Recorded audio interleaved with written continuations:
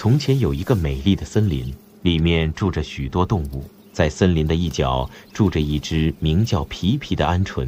皮皮善良聪明，很快与森林里的其他动物成了好朋友。有一天，一位名叫小强的男孩来到了森林，他因为迷路误入了森林深处。孤独的小强渴望找到朋友。皮皮看到了这一切，决定帮助小强。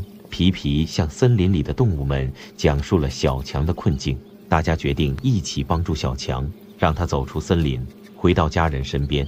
他们联手打造了一座小木屋，让小强暂时安顿下来。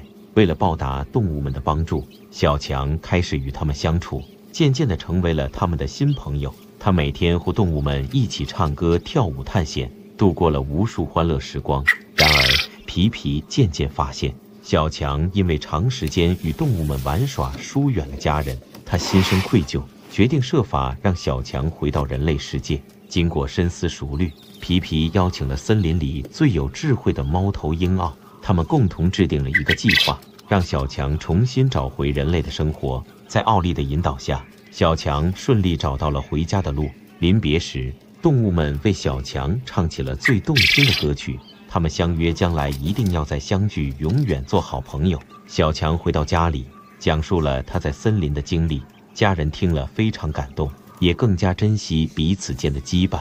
从那以后，小强把森林里的故事分享给更多的人，传播着友谊与爱。而森林里的动物们也学会了一个道理：真正的友谊跨越种族与界限，让我们彼此关爱，共创美好未来。